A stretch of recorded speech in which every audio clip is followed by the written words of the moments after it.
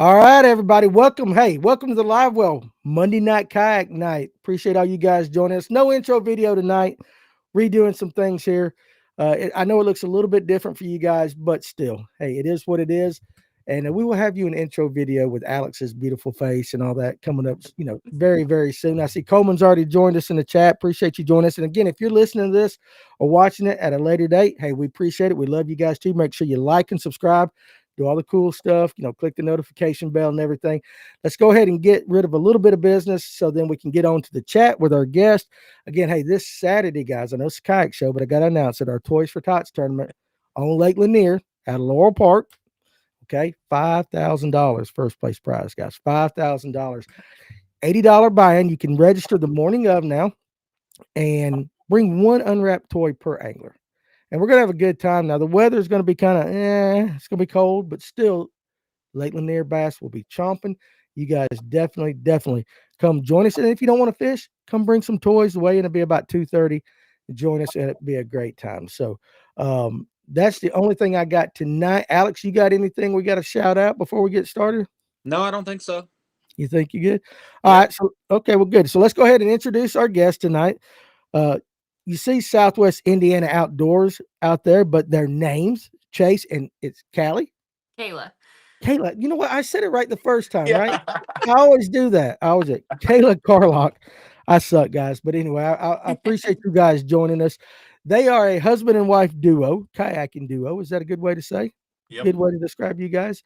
And we're going to chat kayak fishing, maybe marriage, who knows what over the next couple of hours. And we want you guys in the comment sections to join us. And I see Silver Punk, Josh Lanham, 4885. I'm still not used to this, Alex, how YouTube changed everybody's. Yeah, I know. Everybody's thing. Annoying. It just all of a sudden started. So anyway, hope everybody had a great Thanksgiving holiday. Feels like I haven't done a show since it was last Tuesday night, actually, since we did a show. So I've been off for a while. I got to get back in the flow of things. So anyway, thank you guys for joining us. And I told you, I'll throw you a softball question to kind of get started. Other than Josh says she catches bigger fish. That's right. So do you, He ain't lying. do you know Josh? Oh, yeah. Josh Okay, is good. My Josh is favorite an Indiana guy. So And we got the Indiana contingent here tonight. Anyway, I said I was going to start you off easy. Maybe just give us a little bit, the people that watch us, who exactly are the Carlocks? yeah. So like you said, I mean, we're a husband and wife couple. So I've been kayak fishing now. I started kayak fishing just early 2021 is when I picked up my first actual fishing kayak and just went out in it. At the time, I wasn't a bass fisherman. I was just fishing for whatever bites. Went out, I would always have an ultralight rod on me and throw out little crappie jigs, and anything that was biting is what I was fishing for. I loved crappie fishing, so that was my main focus. And started watching some YouTube, saw Greg Blanchard doing some kayak tournaments, and I was like, oh man, that kind of looks cool. So at the time, I had no clue how to catch bass, and the only kayak tournaments we had near us were kayak bass tournaments. So I was looking into them, found a couple local clubs, and started following them. I followed them for probably a little over a year, just kind of watching, thinking, is this something I could really do? Right. And jumped in from there and fell in love with it really fast. Yeah. It doesn't take long. No, it doesn't. And like I went from my first several kayak tournaments, I went out with that ultralight rod and just fishing crappie jigs and catching bass on them. And most of the time wasn't catching more than one or two fish and was going home, pretty far down in the standings, but I was still having fun. It was just the blast of being out there. Gotcha. So he started first. Yeah. And I thought he was crazy. I'm not afraid to admit that. All the kayaking I had done, because I started kayaking before he did, was just, go see the sights, be out on the water type kayaking. And the thought of fishing from one of those type of kayaks sounded really uncomfortable, really like, I don't know, it sounded not fun. And anytime he would go, I just wasn't interested. And finally one time I was like, we're always doing things on dates that I like to do. I'll go kayak fishing with you. And by the time we went for like practically a full day, while the kids were at school. And by the time I got off the water, I was already asking when we could go again because I was already hooked after that first time. It was just, I don't know, can't even explain it, but I have been hooked since the first time we've been out, and I would live on the water if I could. See, I like how she said that. Now, she did it because he's always doing stuff she likes, and so she tried something that he liked to do, and now look, she's hooked. That's the way it should work, right there. Yeah, Yeah. that's So, all. Alex, does your wife fish with you any at all? Yeah, sometimes. We bought the kayaks to go out and hit the lake and just kind of hang out, have a couple beers, and Right. they were the only two kayaks that they had left at the store. And it was like 2 or 3 times out, I realized there was fishing rod holders on them, and I was like, "Huh, I'm gonna buy some fishing rods and some gear, and I'm gonna give it a shot." And she was like, "Ah, no, don't waste your money. You're not gonna like it." And now here we are, 5, 6 years later, and it's like it's the only thing I ever want to do now. That's awesome. Now I see a couple comments. Let me see, can we pull comments up on this? Guys, we're using restreams. Let me see. There we go. Look at that. There you go. Josh says I can catch them, but just all dinks. And Hey, he's lying. It's a lie. well, listen, it's not a lie for me. I am the king of the 2-pound spotted bass. Everybody knows that. And then Steve Billington, of course, kayak fishing is like meth, but you keep your teeth. Totally, I get that. It's definitely a different group of people that does that like that for sure. No, my wife will not fish with me, and there's a whole big long story behind it. So we won't. A lot of guys know it. We're not Yeah, gonna rehash it. But I think it's pretty cool that you as a couple and you got kids and everything, but you can find something that you're passionate about, do it together. But I gotta ask this question. I know if my wife was fishing with me, if she would fish with me, there'd be some ragging going on. Oh, There's got to be a little bit of friendly competition Yeah. between yourselves, or you know what I'm saying, especially if she's catching the bigger fish or you're catching them all and she's not catching anything. Tell me kind of what that's all about. so we absolutely love to go out and do challenges together. Um, we just, I don't know, we're both very competitive people by nature, and which is why we love being in the tournament world so much. It's just fun for us. It's not like we don't care for first, but we just like to go out there and compete and just try to be better. And so anytime we're out, oh yeah, there's definitely razzing. Yeah. Yeah, I don't Steve, even know it's just it's fun to us. It's not like mean. We all know we're friendly, like Steve says. It's yeah, friendly. it's It's friendly. friendly. Now, Josh says you're a good trash talker. Yeah, Let, she is. So okay. we'll do some live streams, and she'll normally. I mean, so I started actually. We fished for a while together before I finally put a camera on her boat, and so we have a YouTube channel and we post our trips. Sometimes we'll do kind of husband and wife competition. So that was one of the first things that really brought a new dynamic to the channel was having a camera on her boat. And I would go back and forth between each of us as we were kind of mouthing off at each other. And then sometimes we'll do live streams together on the water as well. And that's normally how it goes. There's normally some mouthing back and forth. One of us will have a better day than the other, and then the next trip out, the other one's gonna have a better day than. And that's Oh, just for how it sure. goes. It's a blast doing it like that. Yeah, absolutely. It sounds like you guys have fun with it. So, since you mentioned your YouTube channel, let's go ahead and give you an opportunity to tell everybody your socials where they Yeah, can follow so you at. so you can follow me on TikTok, Instagram, YouTube, Facebook, all under Southwest Indiana Outdoors. Mhm. I run all of that. Kayla does kind of help me with a few things here and there, especially with my thumbnails. She knocks out my thumbnails on the YouTube channel. He's saying that because I'm behind right now. She is behind on that, needs to knock some out. I get But it. but I run the Southwest Indiana Outdoors side of things. Then on Instagram and TikTok. You can find me at the Classic Kayaker. The classic kayaker. Okay. Alex, is it showing up on TikTok? Yeah, it's showing up, but the comments aren't popping up over here for us. The comments aren't popping up. Well, you might have to kind of help out with that because, again, this is allowing us to stream to TikTok as well. So if we get a question for these two over there, let me know as well. So, one thing I got to correct you on though, and I have to do this with all my people that live outside of Georgia. You said crappie. Oh, Oh, I was waiting on this. Yeah, you said crappie. If you've ever watched me before, you know it's crappie. All right, there's a few things we do right in Georgia, and it's the way we pronounce our fish. It's one of those few things that we do. It is crappy, but now I get tickled. I get tickled because I know we're the only ones that say it, so we're really the outsiders and all that. But you said you started off fishing for crappie, and we don't talk a lot about crappie on this channel. We should a lot more because we all love to do it. So, in Southwest Indiana, does it have good crappie fishing or Oh yeah, crappie, as yeah. you say? Yeah, there is. We have, I mean, several lakes that have them in it. Mhm. Our local, so we don't live local to any big lakes. Our Mhm. local area, all we have by us, I mean, we have a lot of small lakes and then several strip pits from old strip mines. And the local one is a fish and wildlife area that we fish more than anything else. And it has probably 15 to 20 little pits.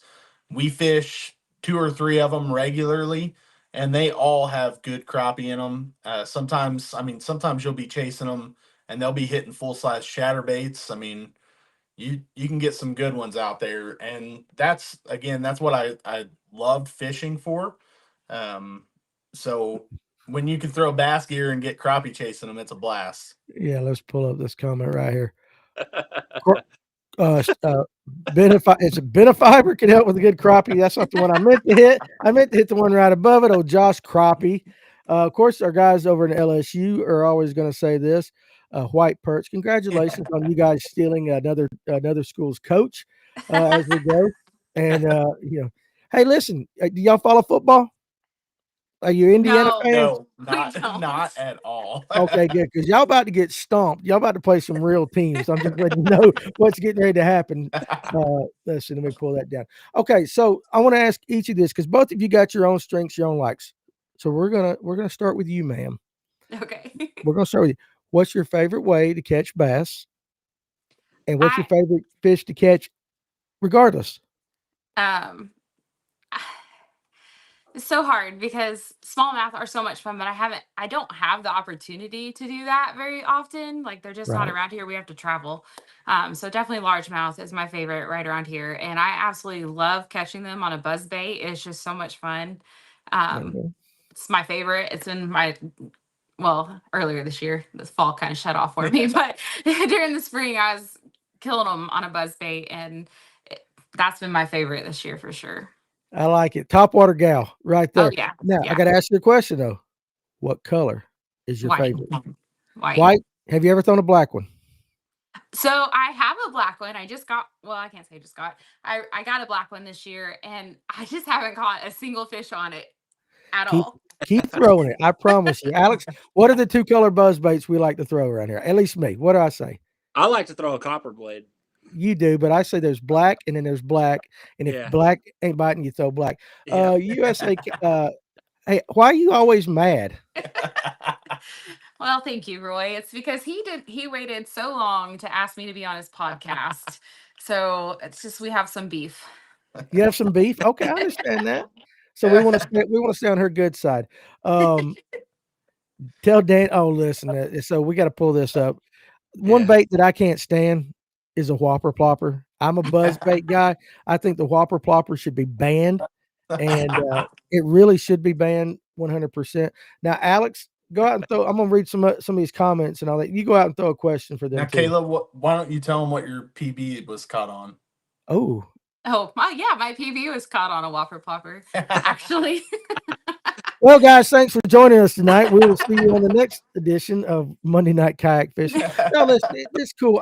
There's again, like everything with me, there's a story behind it, and it just has to go with the guy that I was fishing with for a while. The black buzzbait will come into play this weekend. Coleman says because at our Toys for Tots tournament, what we got to do next year, Alex? So we got to figure out a way to get the kayakers involved Yeah, man, for in sure. this Toys for Tots and all that. And of course, Josh says his shots fired. Now, listen, Silverpunk said, I caught my first crappie from a kayak this weekend. I saw it on the sonar suspended while I was Ned rig fishing the bottom. Just tossed it out there and jiggled it like a minnow. Do See? you guys throw the Ned rig up there? Not very often Yeah, in our lake. I'll probably be throwing it more over the next couple months when I'm able to get out when it's not frozen. Right. I'll be throwing Ned Ned rig some and just working it super slow. When we did river fishing up We in did Minnesota, fish we that a were lot. fishing a Ned rig a decent amount. But yeah, I have a hard time working that really slow presentation. Yeah. It is tough. Now I asked her same question to you. I mean, what do you like to throw? What kind of angler do you consider yourself? All right, so I'm gonna have to say, and it all started this year, is tactical fishing company B2 Frog. Man, Where have we heard that before? that frog is the absolute best. And I picked one up. I actually messaged Andrew and said, "Hey, I'm picking up some of these frogs." I said, "I'm really excited to try them out." I said, "I've not caught a fish on a frog yet." And last year I had some like giant blow ups. Really, last November I had so many frog bites and some giant blow ups and just missed every one of them. So I went into this year saying I was going to catch a fish on a frog and picked up some of those B2s. And Mhm. I think our first trip out after I picked them up, I threw it up on the side of a grass mat and was kind of working it in and had a 16 and a half come up and hit it and set the hook. Very first try, landed my first fish, and then landed like 5 in a row after that. So I was like, okay, I think I figured it out. Now, of course, I've missed several between now and then, but even our last trip out, we went out just 2 weeks ago now, and it was raining, about 50 degrees freezing. outside, and I was catching them on a frog. Really? I fell in love with that Yeah. presentation, man. So Alex, at this time, let's go ahead and do what you normally do with tactical fishing. You want to give out your best stuff with tactical right here? Yeah, if you want to go get you some of those frogs, you can use Alex at checkout. Say, But you know, Andrew's a good dude. We've had him on before, and we're gonna have now that we're doing a kayak only show, we're gonna get him back on and everything. But Alex, you guys, I mean, that was one of the baits that you guys absolutely loved when we had him in. Didn't you have him in, or was it Tony that had one of the frogs that was in studio? Somebody had one of his yeah, frogs in I studio. brought frogs and I brought the Drake, the little topwater duck. Yeah. Yeah, so I mean, it's Yeah. those baits are very fast becoming pretty popular around here. So I like this one too. This is what I say when I miss a fish or hook up and you don't get to the boat. You didn't miss them. They were just dinks pre-released or dunks pre-released and all that for sure. Um, so what kind of tournaments is going on up there in Indiana compared to what we do down here? And one thing you got to be gentle with me is we are a 5 fish weight guy. So when you Yeah. guys start saying I caught a 16 and a half and Yeah. 17, I always mess with you kayak It fishing. wasn't 16 and a half pounds. Yeah, it's like that's what I'm thinking. All of a sudden, I'm like, boy, that's a big, and it's 16 and a half inches. But I mean, what are the big trails up there in Indiana? Yeah, so our local club is called GRBY, Grassroots Bass Yakin, and it's a grassroots club, but it is a very very big grassroots club. Yes, It it is. runs from about the south end of Indiana to way up north in Indiana. So we cover. I think there's probably 20 plus trails that they run through that club, and they run trails in individual lakes, and then they run some trails by region. So it'll be like the south region, the middle region, and they run them throughout multiple different bodies of water. But our local fish and wildlife area, they are the only club that actually runs trails out there, so we get to fish five in that trail.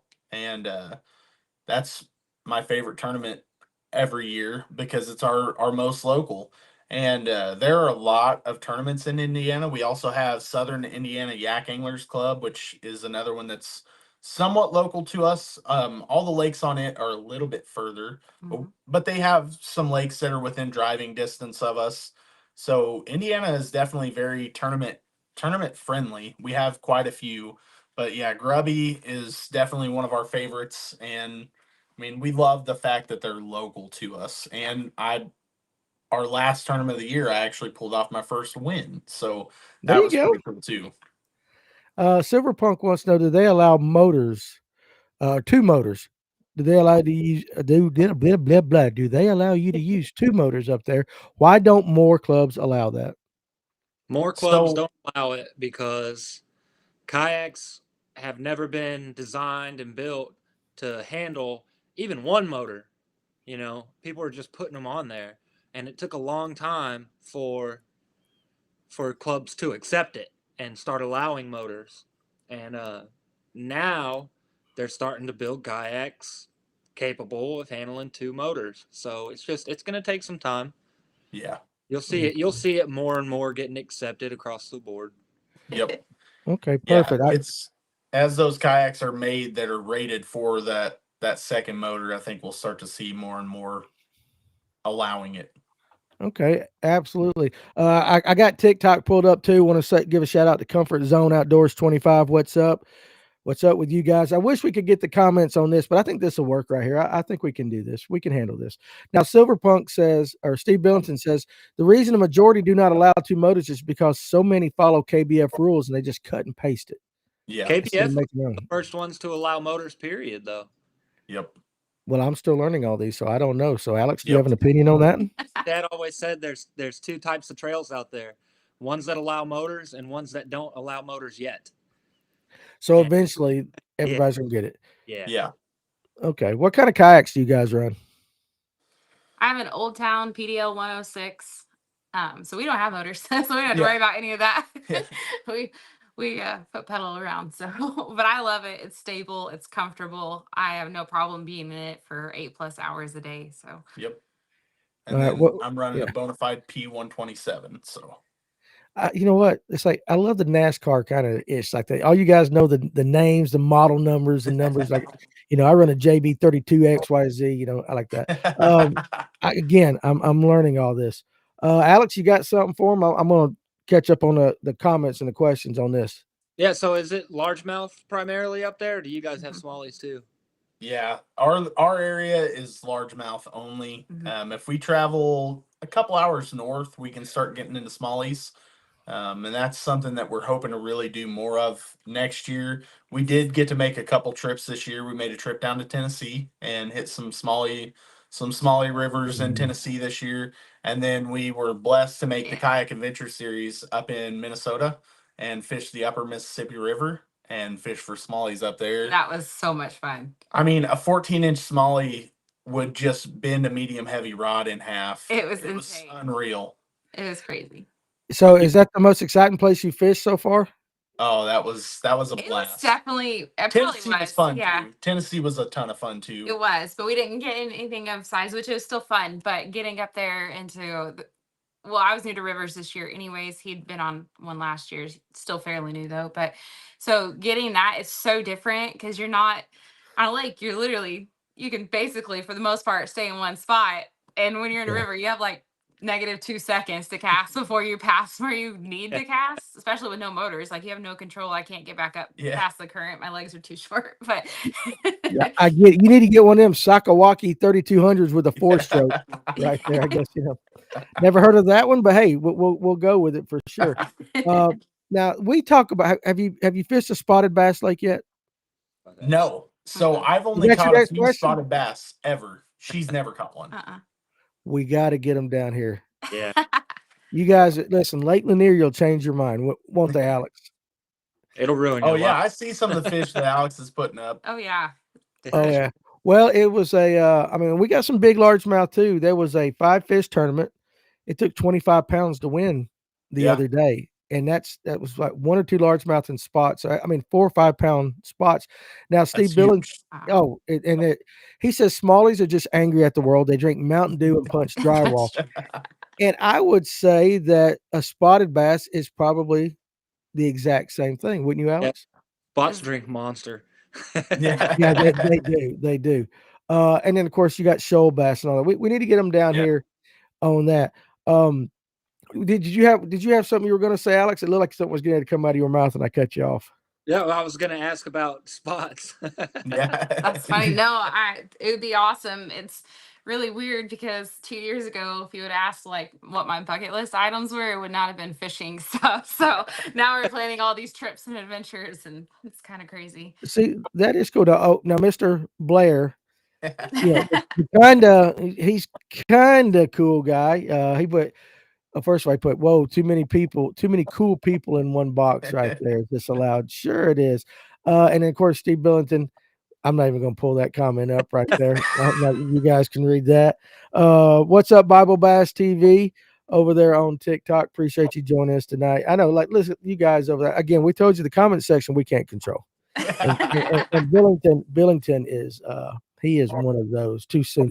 Now, let me ask you this though, for both of you, because it's got to be a little bit different for each of you. The challenges you had to overcome just going from fun fishing in a kayak to actually wanting to get into tournaments, because you've done it longer than she has. So there has to be a little bit of a different kind of perspective. Absolutely. I think my perspective is world of difference, because even though, like, because before kayak fishing, I mean, I fished growing up here and there for certain things, but I was always handed the rod, and then usually someone around would take the fish off and all of that good stuff. So up to last August, I hadn't even really taken my own fish off the hook, or got my own, any of that. Like, all of that was a new world for me. And I had already been in it for a couple months, and he was tournament fishing and I'm competitive, and I was like, well, that looks like some fun. But I knew you had to take the fish off the hook yourself, and you had to, like, measure it yourself and handle it. And that part honestly was scary for me. Okay, I'm a girl and I was terrified to get hurt. No, it's And okay. Absolutely. mean spines, I've been spined enough now, it doesn't affect me as bad. But I wanted to learn that so bad, and so I finally started learning. He would come up. I didn't have a catch board, I didn't have a net, I didn't have any of that. My friend, when my good friend Emma, she bought me my first set of pliers. So I at least had some pliers and stuff like that. And he would pull it beside me, and it loaned me all the stuff so I could get it netted and measured and unhooked and stuff. And honestly, that part, just it gave me so much confidence in being able to do it myself this year. And it's been a blast. It's like totally up the fun of fishing, being able to get, like, instead of, you got a good one when, like, your whole hand goes in his mouth versus, like, your thumb. And I love that so much. It's been a blast. What's pretty cool about this, Alex, is you can see the excitement on her face for this. She's new to it. A lot of us been fishing our entire lives. We're like, yeah. She's like, oh, man, this was bad. This was great. You put your whole hand in the mouth, everything. And I love it. I absolutely love your excitement with it. I wish more of our guests, if I'm being honest, across all our shows, were as excited about catching fish as you are. I'm being very serious. It's definitely a passion I never knew I wanted. No, I get it. You take your kids out fishing, take your little girls, don't just hand them the rod, teach them, because it makes it so much more fun. It's a blast being able to do it on yourself. It just helps your confidence when you can do it on your own. Yeah. It is empowering. Is that the right word? Did I use that? It's Yeah, for sure.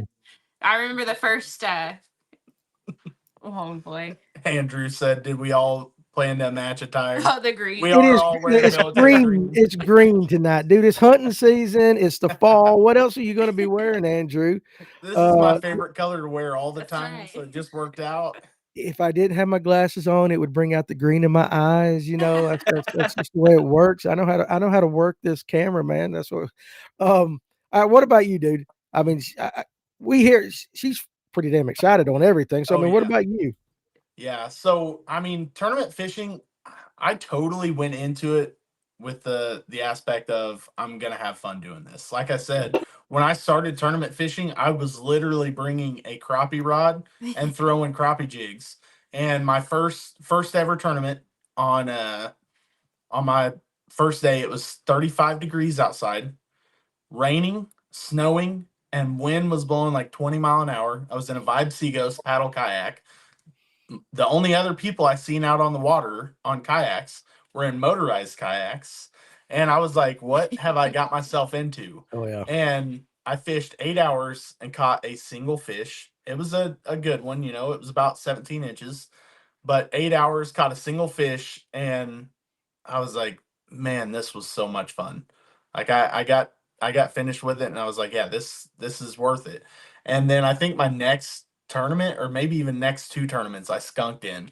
And she was like, "What are you doing? Why are you even fishing these? You can't catch bass." I didn't think there was fish Oh. at Bluegrass, which is the area we fish in. I was like, there aren't even fish at Bluegrass because you come up with no fish all the time. So yeah, That's okay. I fell totally in love with it, and I've just tried to approach every tournament with the aspect of win or lose, I'm gonna go out here and have fun. Now that doesn't mean that there's never frustration out on the water. But I'm one of those that normally, even when things are going kind of crazy, like, hey, I broke off a good fish, I just try to make myself laugh about it and move on. Oh yeah, that's all you can do. Want to shout out some love to Andrew though about becoming a member tomorrow night. If you are a member of our channel, once a month we give away something. We have a drawing for all our members, and it's here somewhere. Were you doing another reel? Oh, I do it. Yeah. I got 2 more of these. So I got a Spro JC Elite reel. This is a 6-4-1. Yeah, I grabbed the wrong one. That's the 6-4-1 is one we're giving away. Tomorrow night, we'll be doing the drawing. We got Luke Palmer, Bassmaster Elite angler, on tomorrow night. So we'll be doing that drawing. If you are a supporter, if you do the support the show, that's 1 ticket. If you do the next level up, you get 2 tickets to every one of those. So, and we'll do something about $150, $200 prize each month to give away. So, shout out to Spro. Nice too. Huh? Those reels are pretty nice too. Those reels are bad. They are. I've got 4 of them, and I love them. How about that? And my eyes are green, Michael. They are green. My hair has turned gray and all that, but it's green. How about this one right here? I take my girlfriend kayak fish with me. I pull her around behind me. She's still learning, but I'm hoping she gets to your level of skill and excitement right there. And that's pretty cool right there. So we did a podcast on how to get your wife or spouse or whatever to go fishing with you, and I'm very straight up with you on that. Like, not everyone is going to fall in love with it like I did. It's just not going to be everyone's thing, and you can't expect it to be. That it doesn't mean you guys can't go out there and still have fun together. I love one of our friends.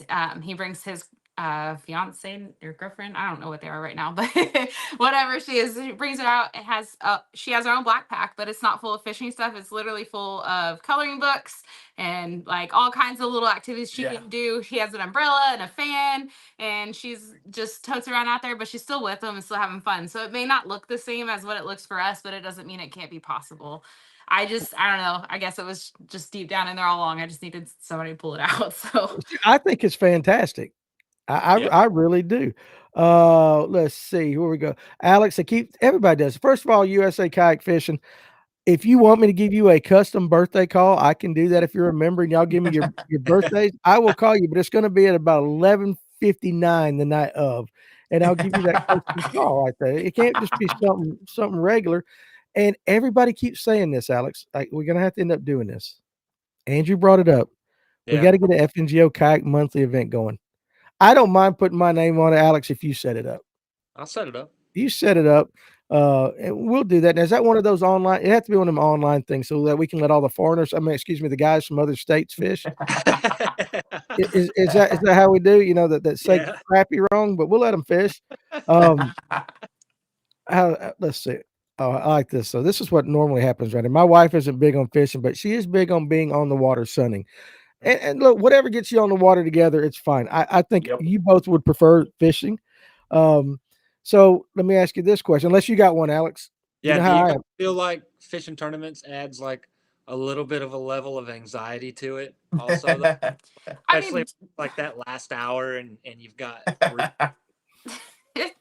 there is tournament fishing is a mental game anyways. So one of the pluses we have doing it together is we can kind of, usually one of us is in a good enough headspace to like be like, just calm down, keep fishing, and pull it together usually.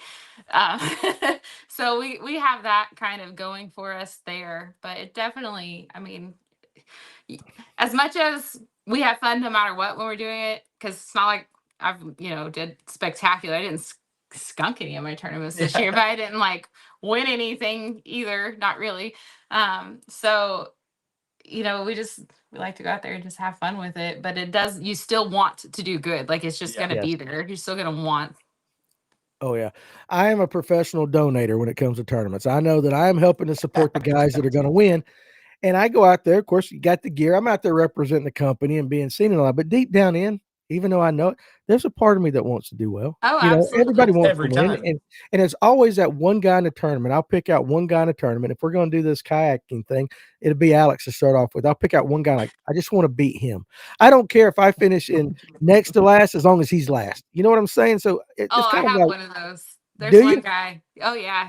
As long as I'm over him, it doesn't bother me. Yeah. I just like to rub it in his face. So That's it. So all right, guys, listen, we will do, since y'all aren't going to leave us alone about it, we will set up an FMGO trail. Alex, what are we going to do? I mean, what we call it? We'll figure it out. We'll figure it out. Together. Okay, we can do that. And then Thad said, I'm salty because we got spots and no big bass. I got some big bass right across the street. I mean, I got two lakes, Thad, within Hickory Log and Lathan. If I would just get on them, they got plenty of big largemouth. Maybe not as much as you guys got or what they've got up there in Indiana, but we got them too. And of course, if I would throw a whopper plopper, I might find a big one. How about this? My wife just wants me to bring fish home to fry. Do you guys eat fish, especially if you're catching crappie and stuff like that? Or you just fun fish? I don't like the taste of fish. Mm. I really don't. I've tried it, which I don't know. People are like, "Oh no, you just need to try it this way," and I'm not opposed to trying it the way that they think is going to magically fix it for me. But I just haven't actually liked any of the ones I've tried so far. So I love fish. I could eat fish every single day. we have I some do kids too. that love it too. Yeah. They call it fish chicken nuggets. So Yeah. Listen, it's all good. Alex, you eat fish? Well, we've never had that conversation. I really like catfish. Oh, I do like too. Yeah. I like crappie. I like that. What's your favorite fish to eat, guys? Like, Oh, she's man, not going to answer. my what's yours? favorite fish to eat is flathead catfish. Oh yeah, that's good stuff. Some good flathead catfish. I grew up in Illinois, right off of the Kaskaskia River. Me and my dad would fish that growing up, and man, catch a 40, 50-pound flathead. You could get a lot of meat off of there, and nothing like cutting it up into small chunks, like about an inch or so, and frying that up. Oh, pure white meat, so good. Yeah. Now there's I don't know, is it cheek meat on a flathead catfish? There's some kind of meat that actually, if you boil it or something, they call it like poor man's lobster or something like that, because you can dip it in butter or something like that. I've not done that. Walleye if it's freshwater, redfish if it's salt, trout on the grill, that's good. I need to start eating those 14 to 16-inch bass. That's the best size. Chase, here you go. Andrew says, I got to get you on some snakehead, best freshwater eating out there, better than walleye and crappie. I don't know about that. I I've hear it seen a lot. I heard a lot, but that's the I ugliest want to fish try out it. there. he already told Andrew he's coming down there next year to go Yeah, snakehead I want to come join him for some snakehead fishing. The fishing might be fun, but I don't know about eating it. All right, let's see. Snakehead is good, so I've been told. Spoonbill. Here we go. Controversy time.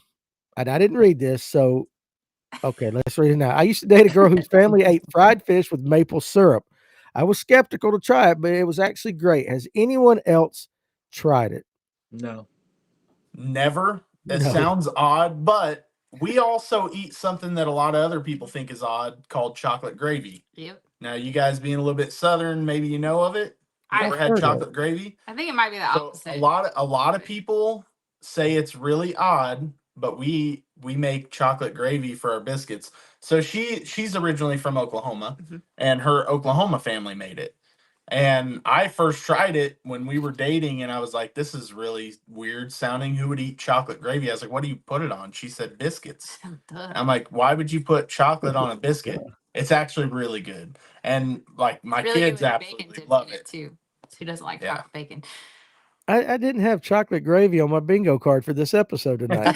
It's amazing what comes up when we have these talks out there. I haven't had chocolate gravy. So, okay, real quick, what is chocolate gravy other than what it sounds like? Some people like to call it a warm pudding, and I hate that term. I don't know how to describe it. You just have to eat it. Like when we come down and fish with you guys, I'll have to make some. Actually, he'll make it. I have him make it for me. That sounds like the government up there. We got to pass the bill to see what's in the bill. You got to eat it to see what it's like. So I get it. It's simple. It's milk, butter, cocoa, sugar. I mean, it's all the good stuff. Oh yeah, it's Okay. just it's horrible for you, but it tastes delicious. Well, if it's Well. horrible for me, it's right up my alley right there. I always tell everybody, if you take my blood, it's going to say nicotine, caffeine, gravy, whatever. Nothing healthy whatsoever in me at all. Oh yeah, chocolate gravy and biscuits are great. See? Okay, there you Gets it. go. See, he gets it. You ever had K-Rose syrup or anything like that? We're talking Southern stuff. Oh yeah, I've had Karo syrup. There you go. Okay, we just want to make sure you've had some of the good My stuff. aunt used to always do Karo syrup with pancakes. So Oh yeah. What's up, Peg Leg on TikTok? How you doing, buddy? And he wants to know, Alex, how are you, sir? Peg Leg wants to know. I'm doing good, man. Thank you for asking. He's doing good. And then LTS Fishing says, woohoo, what's up, guys? So we appreciate you guys joining us. Talking to the Carlock, Southwest Indiana Outdoors about couple kayak fishing. I guess that's the best way to describe it. I think it's pretty cool though that you guys, it seems like you're having a lot of fun doing what you're doing. oh yeah, we really do. I try to say this because a lot of people are like, why do you want to go fishing with your wife? Because you'll hear a lot of people say, well, that's my time away. That's my time to get out on the water. Like, go kayak fishing with your wife, because ultimately we get our time together and our time away at the same time, because she fishes a different way than I do.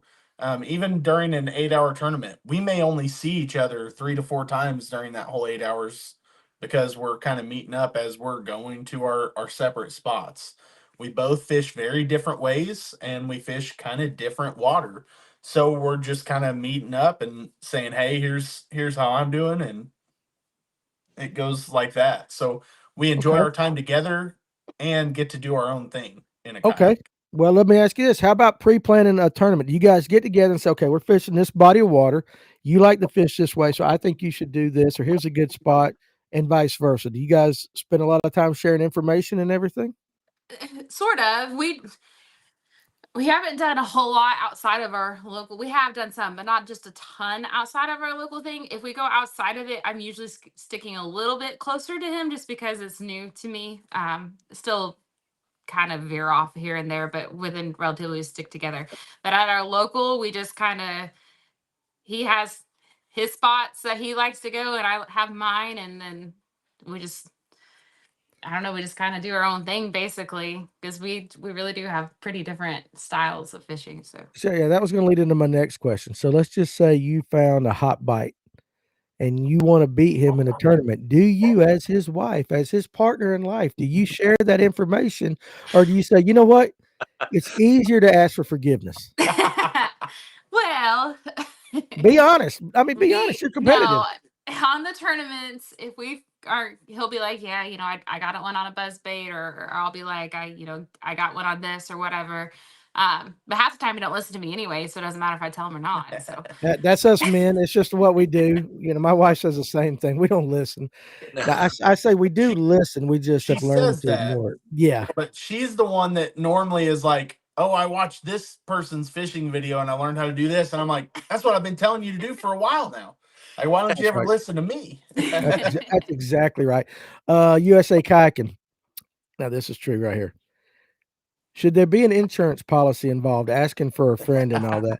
Like, listen, and I love my wife, but she won at the Toys for Tots last year. She won it was like a quail shoot or something at a farm, and she wanted me to go with her. And I said, "There's no way in the world you're not going to Dick Cheney me, that gun accidentally going sideways." I know how that works. You just got to be smart with that. Communication is against the rules. Suffer for yourself. LOL. Steve Billington said that. now if we're Jo- doing You one of can our communicate on the water, Steve. You Yeah. can communicate with other anglers fishing the Oh, tournament on the water. Yep. okay, Alex, explain to me some of these rules that I always mess up, like no info rules and stuff like that. Yes and no. Some of them, there's really not too much information policy, we'll say. But then there's others that, they have off limits, no guide, no talking to people. Yep. So The Is first it, time, it just depends on the trail, really. yeah. okay, well, how about your trails? What are your trails like up there? Chase, one of the first tournaments when he started talking to somebody and told him to use a crankbait. So it's never been an issue at ours. Yeah. Like they're helpful. Yeah, ours doesn't have any communication policies. Now, like when we fish Kayak Adventure Series, Mhm. you are not supposed to have any. You can have verbal communications with competitors. Like you can't call a competitor or even a teammate in the team tournament and say, "Hey, today they're hitting a black buzzbait." You can't make those calls because that goes against the communication policy. Now, if you are fishing within range of your teammate, you can say, "Hey, here's what I'm getting bid on." In the same way with competitors, if you run into someone, and I'm one of those guys that I have no problem telling anybody what I'm throwing because ultimately, in my opinion, I'm going to catch my fish and you're going to catch your fish. If Yeah. if I'm sitting next to someone, so another lure that I really like throwing is I love throwing crankbaits. One of my favorite ones actually is I throw a little BFS crankbait painted up by our friend over at 12 Oaks Custom Lures, and it's about this big, like an inch and a half at the most, and it's a Mega Bass Griffin knockoff, and it's painted in yellow and or chartreuse with a black back, and I could have three people throwing that same lure and nobody's going to get bit the same way I do because in my mind I can see everything that crankbait's doing under the water because I just know how to fish it. Like when we went to Tennessee, I was fishing it in rivers and the rivers all had rock bottom. Oh man, like that lure excels on rock bottom and people are like, "Oh, well you're going to snag it up in the rocks." And I'm like, and you can feel it, that bill hitting off the rocks, and like, hey, it hit and it just bounced. Like that's money. That's when those smallmouth are hitting it hard. And it's the same way with our lakes that are very grass heavy. I'll run right at the edges of the grass and I'll let those hooks kind of hit the grass and get hung up and pop away from it. And that's when those largemouth just come up and smack it. Mhm. Yeah, that makes sense. Fizzy. How do I even say that? Is it fizzy? How do I say that, Alex? I don't know. You know me, like I murder everything. Fishizo. Fishizo. There's like some Snoop Dogg stuff going on right there. Because I bet you can catch some of those crappie on that chase too. Oh yeah. I love BFS gear. Actually until I fell in love with frog fishing, I threw BFS more Yeah. than anything else. Mhm. Now this year I've had a pretty even split, probably more frog heavy, but I still love my BFS rod and I throw a little bit of everything on there, get some little bitty twitch baits and jerk baits and stuff on it, but that little crankbait, it just catches anything. Okay.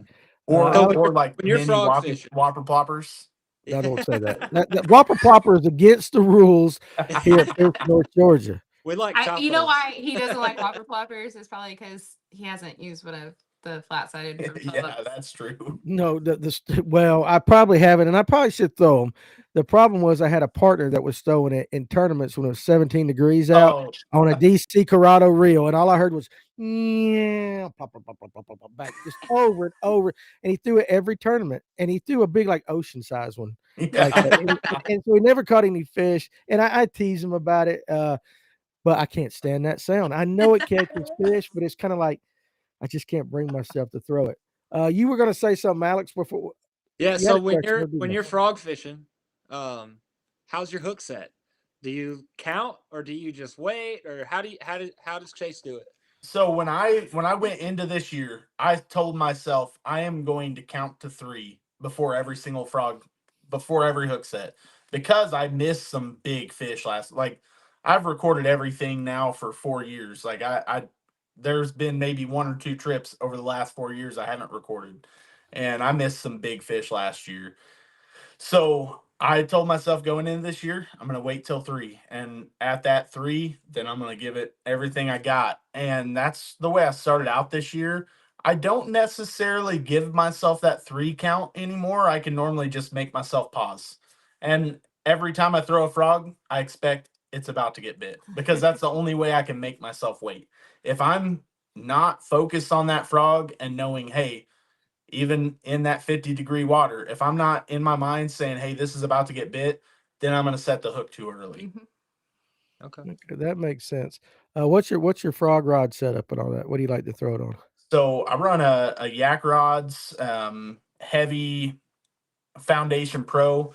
I think it's 6'10", heavy, fast action. Yeah, and I should have asked you earlier, what's your buzz bait setup? What's my buzz? I'm still learning that. Okay. Me too. Hers is, Listen, I think I can't tell you the rods I throw my stuff on. No. I just know what they are. I cannot do like these guys. Like, it's X2 medium heavy. I can't do that. I don't know. I know, Let me and I listen, know read. it's a I know and it's a I ain't got medium heavy time. fast action that she's running a buzzbait on. I can't remember the length on it, but it's a Yak Rods. I think it's a Foundation Pro too or something like that. I She's can't like, remember. sure. Uh-huh. Sure. She has no clue. So she actually just recently got a partner deal with a custom rod maker, Yep. Woo. and he Yeah, was like, "Hey, what?" congratulations. Yeah, exactly. He said, I have "What for two your rods on the first way. team rod? What do you want?" And she was like, "What What do rod I do I want?" want?" I said, "I don't know. What do you want?" And she's like, "Well, I don't know anything about them." I said, "Well, what are you wanting to throw on it?" "I don't know. Which one should I have?" So I was like, do you want?" Well, the first thing she got is a lure that she fell in love with. Is on her spinning setup was throwing a wacky rig. So she got a rod set up for her wacky rig. I fish them faster than you do, I think, because I asked It you that don't one time, matter. and you It said don't that you matter. like to seek. I'm faster than that. It doesn't matter. We are kindred spirits when it comes to Yes. the wacky. That's all that I matters. That's all you need to throw. it was killing them for me this year. It's how I actually had a fellow angler out on the water show me how to do it because, like I said, we're both fairly new. He was not really fished a whole lot of soft plastics until this year, and so he said, "You got your limit yet?" And I said, "No." I said, "One fish short." We were about an hour away from the end of the tournament. All I needed was one fish. I couldn't find it. It'd been hours since I had anything at all. And he's like, "Try this. Have me try something else." And he was like, "No." He was like, "You're not doing that right." So he handed me. He's like, "Just do this. Do this wacky rig." And it was literally like within 10 minutes, I had a fish on my hook and sold my first limit for a tournament, which was awesome, incredible. And then I caught like three more after that and was able to like upgrade one all within the last hour, all because a fellow angler took the time to just sit there with me for a few minutes and show me. See, and that's now. Listen, I love the wacky rig, and I love talking about it and hearing that. But what you finished that up with right there at the end was probably the most important part of that entire little segment. That a fellow angler took the time to say, "Hey, listen, try this," Yeah. because that's really what we should be concentrating more on, and that's what we kind of try to do with our show and everything. And so I love that. I know there's a lot of guys that have their secrets, and they, they'll look down on some people and don't want to help them. They're busy and all that. But to hear somebody took the time and say, "Hey, listen, throw this, try this," and it Yeah. worked for you, and now you're Yes. one of the cool kids because you throw the wacky, All the like time. yeah. So I totally get And it. the guy is a very competitive kayak angler. Like He's he a travels and fantastic angler. does the Bassmaster events, does the Team Kayak Series events, and always competes at a high level. And he took the time out of his day and said, which I mean, anytime I run into him on the water, he's going to stop and talk to me. Yeah, he's one that's very open with helping people out, and he loves to help new people. So it was awesome that he took her under his wing and said, "Hey, let me show you how to fish this." Yeah, he actually kind of intimidated me before that. I'm not gonna lie. I was a little nervous. I mean, That's okay. that's the one thing I've never met. Like this kayak community is literally one of the best, but that's the one thing being a female angler, it does it kind of intimidating when you're stepping into the guys' world. And I'm like, I don't know if they actually want me to be like, hey, or take, interrupt their fishing day. Yeah. So sometimes that gets intimidating, but it's been nothing but kindness and just, helping us grow and supporting us. So it's been pretty cool. I think more anglers need to be like that. It doesn't matter whether you're helping a female or another male. Just, I mean, take the time, because at the end of the day, it's just about catching fish. Yeah. It's what we all like that. And I realize you get money involved sometimes, and it changes Yes. perspectives. I get that, but I'd rather hear stories about. I honestly would rather hear somebody teaching you how, in the middle of that situation. Hey, throw the wacky so you can finish out your limit, and then you're like, yeah, this works, as opposed to you telling me, hey, I caught a 24-inch fish doing and I mean, like, oh, I'd be like, okay, how much does that weigh? We talk, but I like stories like that, helping out your fellow competitor, angler, whatever. That's Yeah, good and stuff. he helped me out a ton because now I've caught plenty of 20s Yeah. compared to Chase's one this year. You will. You will. I like that. That's one of the things that's so great about the kayak fishing world is that there's so many people willing to help, willing to give advice, throw some tips Yes. that I feel like you don't really get in the boat tournament scene. Mm. Nobody wants to tell you what they're doing, what they caught them Yeah. on. There's always some kind of secret or a little bit of a lie or a twist or something. Yeah, I mean, I get it. There is. Sometimes I think money and pride gets involved in a lot of that stuff, and Yeah. you know, when you just like I said, I'm a professional donator. If I'm catching them on something, I know hey, throw this, and that's what we should do. Same. Uh, When we were on Latham together, and I told you, I said, throw it at me. oh, he Like, did. with He it. he's And got. you said, Yeah, oh, there'd be a fight, you know? there is. So like, I got on a kayak for the first time in my life. Well, I say it second time. Uh, I was fortunate enough had a company give me a new kayak, and so I got a 340-acre electric only reservoir basically in my front yard. Okay. And I went with Alex, and once I got over the rocking a little bit, and you know all that, got out there, we got to fishing where he's got the forward facing on there, and we're kind of in this pocket. And Alex is like, "Dude, there's some big ones right between us," and I'm like, "Where?" And he's like, "Right here." And so, you know, and we were, you know, he helped me out doing that, and it was so we had fun.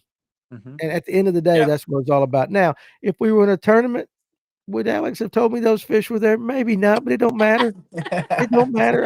I get that too. It depends if it had a limit or not yet. Depends. That's right. That's right. Let's see. Michael Bradley, 25. He says, if you like the wacky rig, try a Yamatanuki. I don't even know what that is. A I lot don't of even know if people I have said it said right. to try that.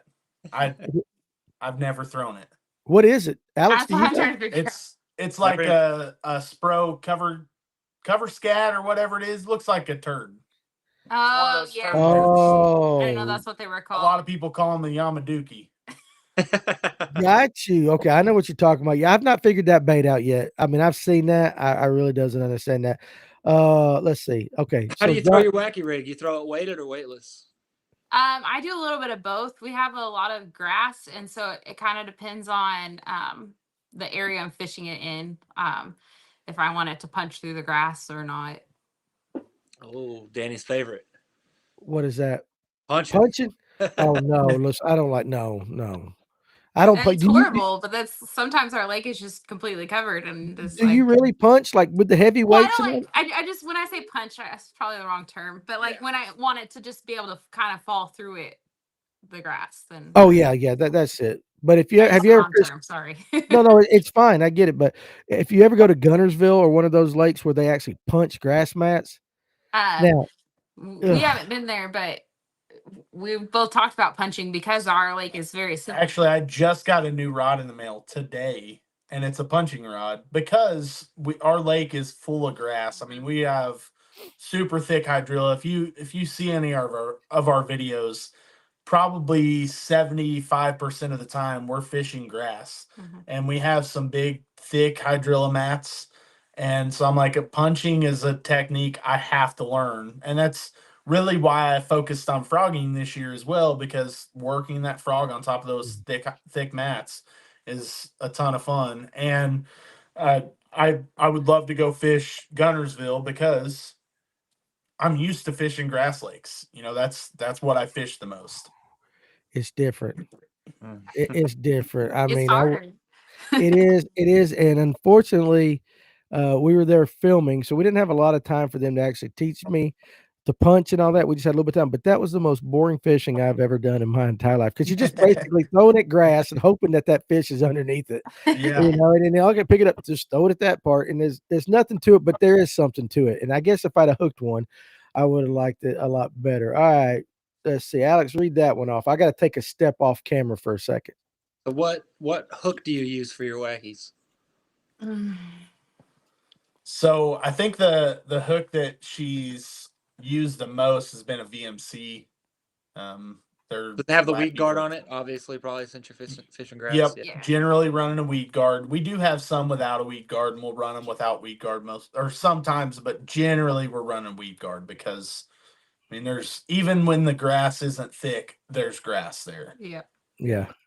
So and Silverpunk, Spear Point has weedless hooks also. Okay. My, Oh, yeah. Go ahead. sorry. My favorite color is for our lake is June bug. I really like that. And if I wasn't using June bug, it was pretty much between June bug and watermelon red this year. Can't go wrong with either one of those colors. June bug was my favorite though. It Yeah. was the one that I caught the most on. There was for a while there, I could go and throw a June bug on and pull out a 20-inch every single trip. It was actually pretty fun. I really Yeah. liked Again, Are you go ahead. using scents or dyes or anything on the tail? We tried that. I didn't have a whole lot. It didn't like change anything for me. So it stunk really bad and stained our kayaks and everything. That garlic smell. Nobody's been able to explain to me why fish like garlic. I've asked that a million times. Nobody can say that. Now, June bug, we've had this conversation before, and I know Alex, you've heard it, and I don't know whether this is true or not, but some people say June bug is the only color of a worm that looks the same to us as it does to the fish. Like all other colors change, or fish see them a little bit differently than we do. Like chartreuse, fish actually see as a bright white or a white. Actually, green pumpkin kind of turns kind of brownish or something like that to them, but June bug stays the exact same. Yeah. I don't know about that. Our friend, he's called Fish Smack here on YouTube. He did a episode on the way that fish see it or not, and he gives you like this. I can't remember what it is, but there's like site you can go to and you can put in the color and you can see what the fish see. Okay, If did you wanna try check it that out. with June bug? Did I you try never it? did. I never did. I thought about it, but I never took the time to actually go do it. But I might You need should to. try it. You should It try it seemed with too when we did the fish tank episode, because I brought Junebug Red for those swagger sticks. yeah. Like when it went in the water, it almost made it brighter and more vibrant Mhm. to me. I don't know. A lot of guys I like the spike it spray. What is that Father Time likes, Alex? He likes that can spray that I sold for a while. Bang. Bang. He likes Bang. What's up, Aquaholic? Aquaholic says fish see my worm as ice cream. I get whatever it takes to bite. My wife's mad at me because I ate all the ice cream last night. Really, I mean, true story. Before she goes, "Did you eat all my ice cream?" And I went, "Yeah, maybe. I don't know." Man, if there's ice cream in the house, it's not safe around me, so I get it. But you never eat the last. That's always for the wife.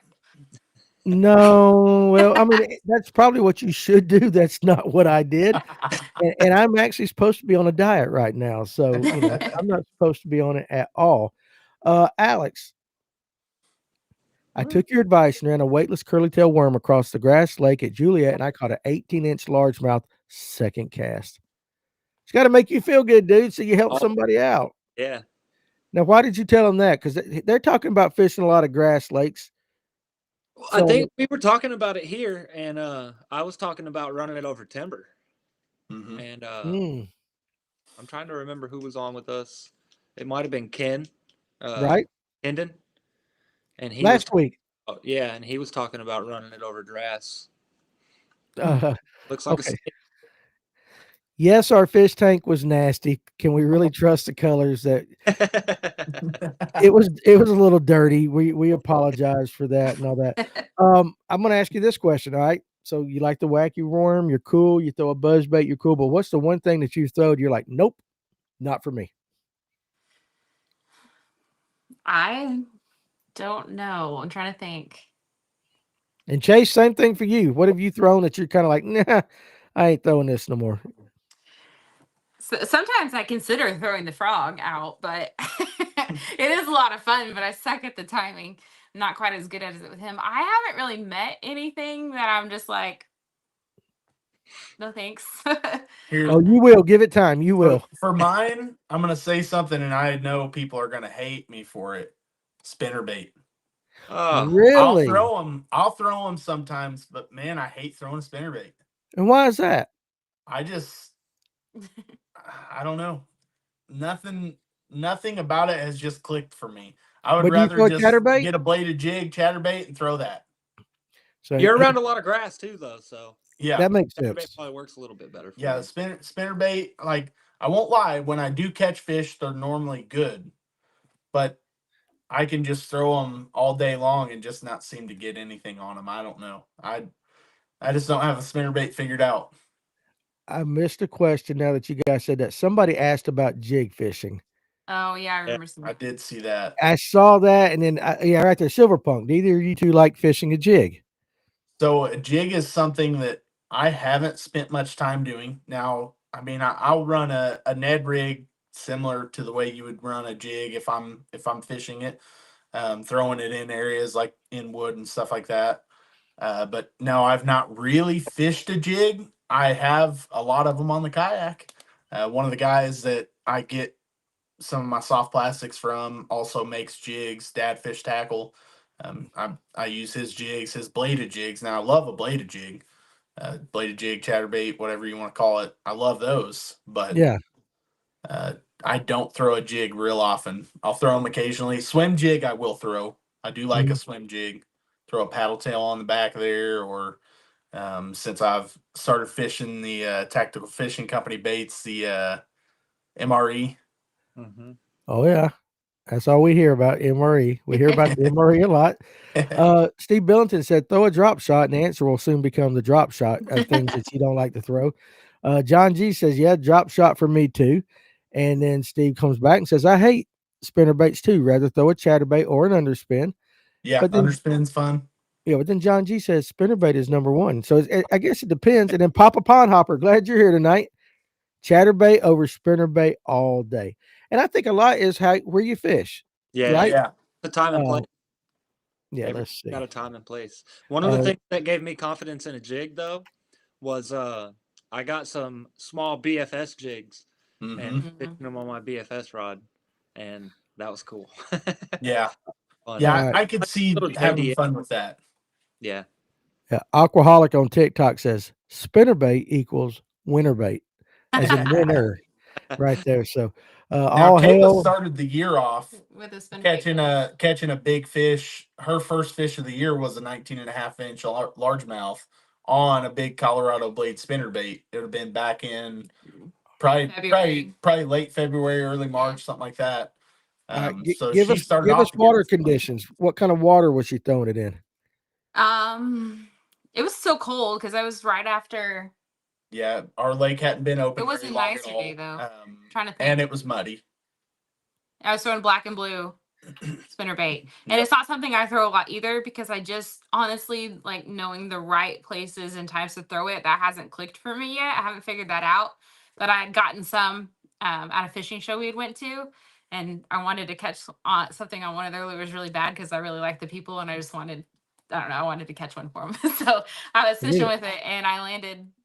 The first couple times we went out, I didn't land anything on them, but we didn't catch any fish because the year started off really poorly for us. But that time I went out and it just smacked it, and I was so excited because I finally caught one on the spinnerbait. But I haven't really used them much since then. But it was black and blue. I think it was a warmer day because I remember not being in a hoodie, so it was probably in the like 60s. You mentioned your lake wasn't open yet. I guess we don't have to deal with that stuff down here. I mean, your lakes freeze over, or you just have seasons. Our lake closes down for waterfowl season. So when we went out 2 weeks ago, it was the day before the last day of being able to fish on that lake. Yep. And so it won't open back up until February 15th. Yeah. And we're going to be counting down those days. So When it we've opens got to back travel a little further for lakes now. Yeah. When it opens back up, is the fishing like on fire because they haven't No. been pressured at all? No, it is so tough. It You is would way think, wouldn't it? tougher. Way tougher the fact that they haven't been fished because you don't know where any of them are. It's like they relocate. It's like you got to try to find the fish again. I'll say we started out this spring, and I'm sure you guys probably had a crazy wet spring this year too. Like we had right as winter was going away and spring was starting to come in, we just had nonstop rains for, I mean, really it felt like 3 months in a row. We had rains, 5 days a week.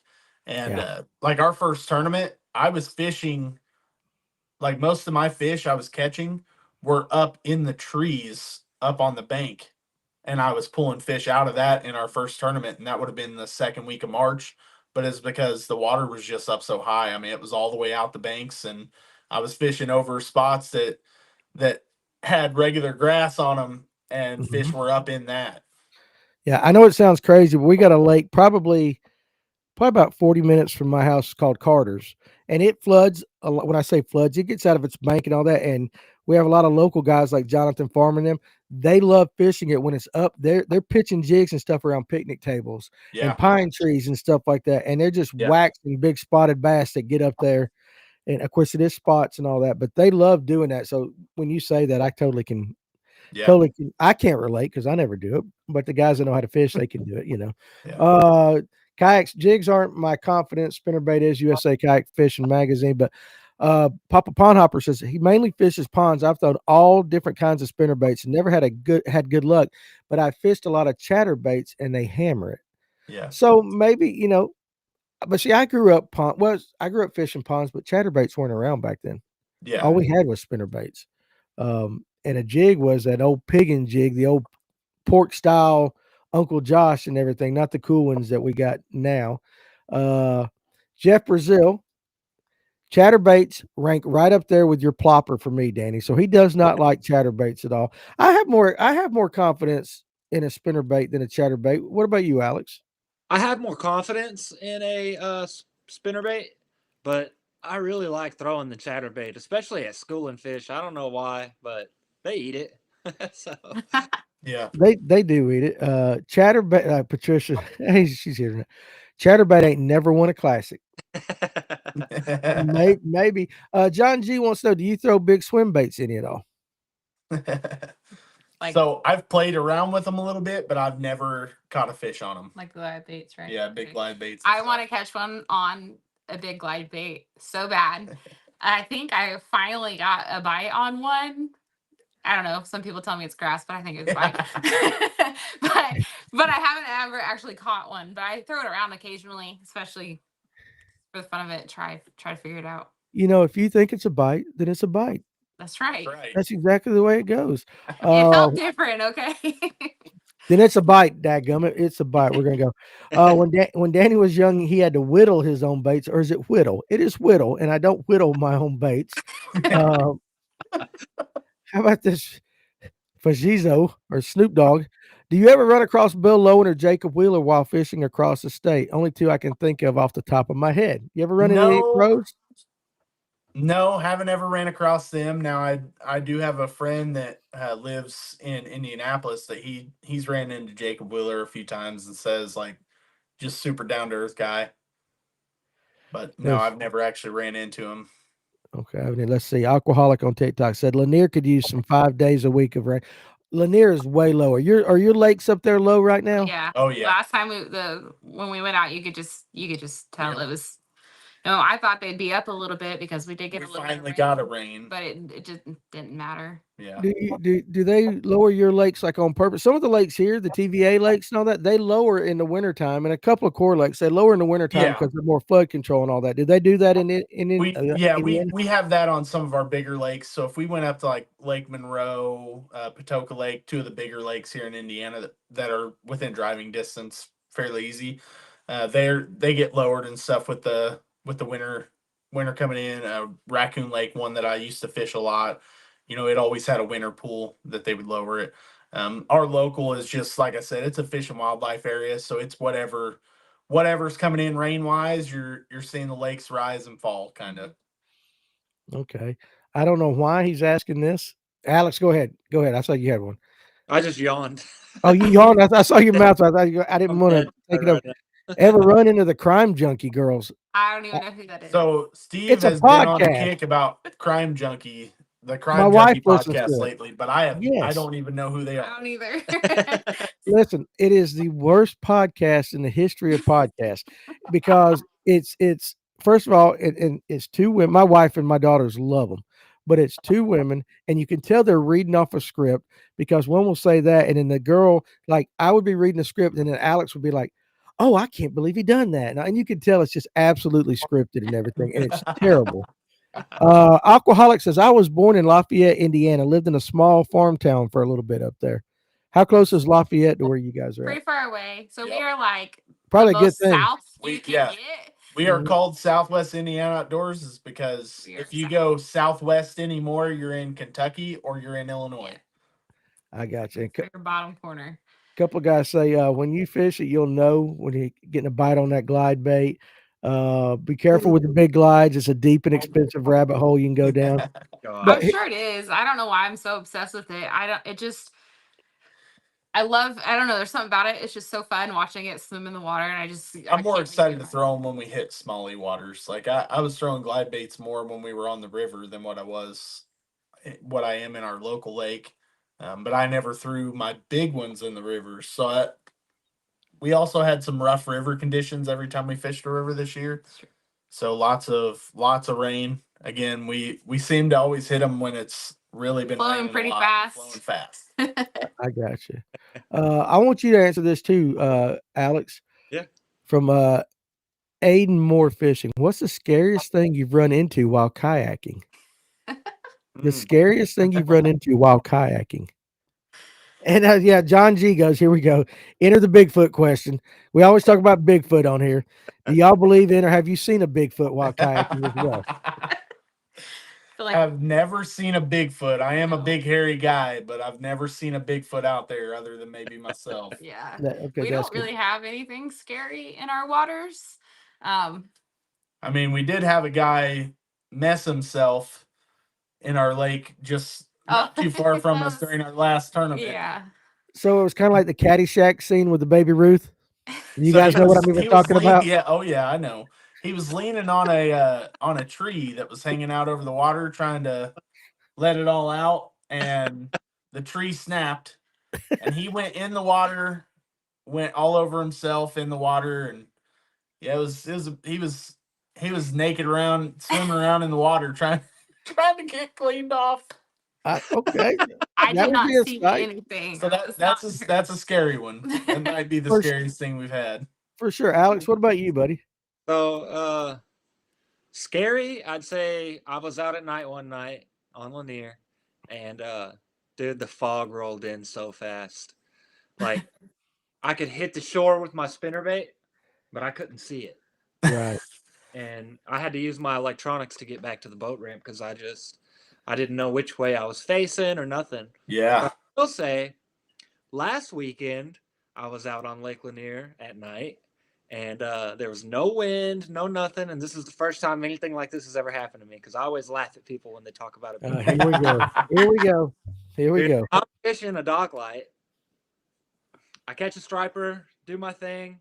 I hear a big splash behind me. I turn around and I look, and there's an inflatable kayak behind me. Nobody, no people, no nothing. Oh, ghost ship. And it's in the direction that I came in from. Right, so I got kind of spooked and I left. And I went and fished a different light that was close by, and I was like, man, let me go back over there. And I turned the corner to go back over there, gone. Nowhere to be seen. The ghost ship kayak of Lake Yeah. Lanier. Like an inflatable. Scared the hell out of me. Inflatable kayak as well. Like somebody had to blow it up and just let it out there, let it roll. Like, man, I Think always of- laugh at people when they say stuff, and it's like, okay, that was kind of creepy. Well, think about if that had happened when the fog was there. Right. Yeah, exactly. You know what I'm saying? Because I'd have screamed like.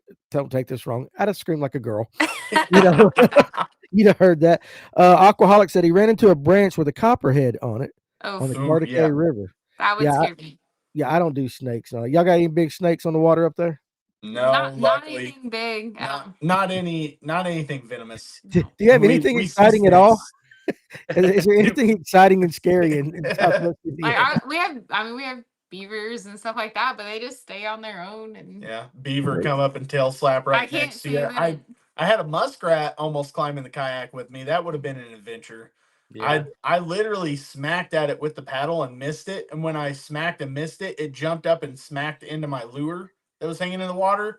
And all I dude. can think of is I'm gonna have 2 treble hooks in this in this muskrat, and then I don't know what I'm doing. It may have taken the rod for me. I don't know.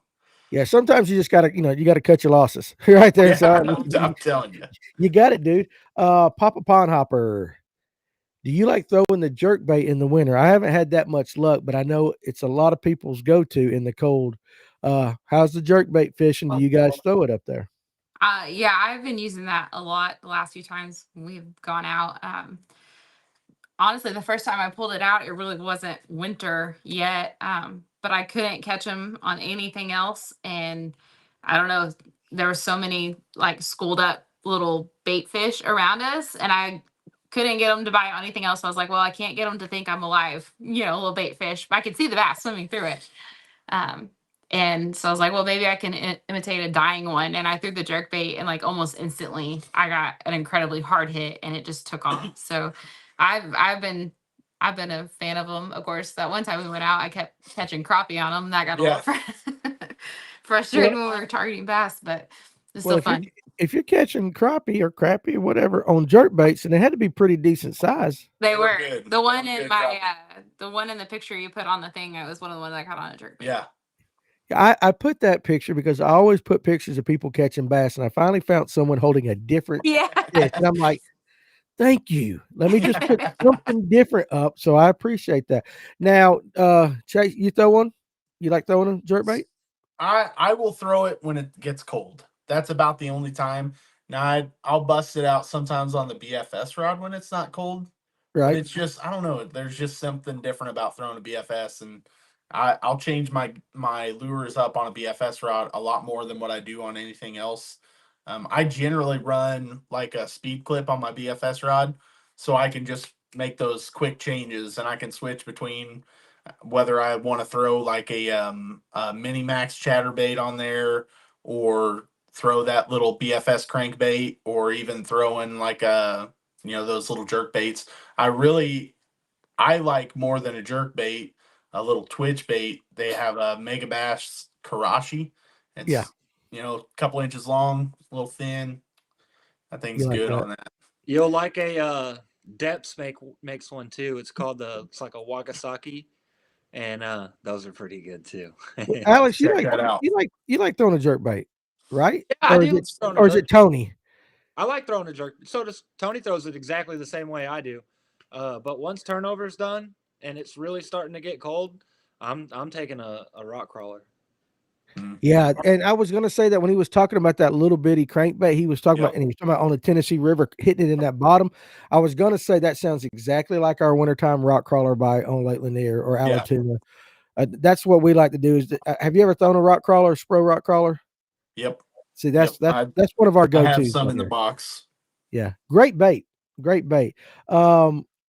Michael says he saw an older lady on a boat ramp, and I don't even want to read the rest of that like that. Gravity.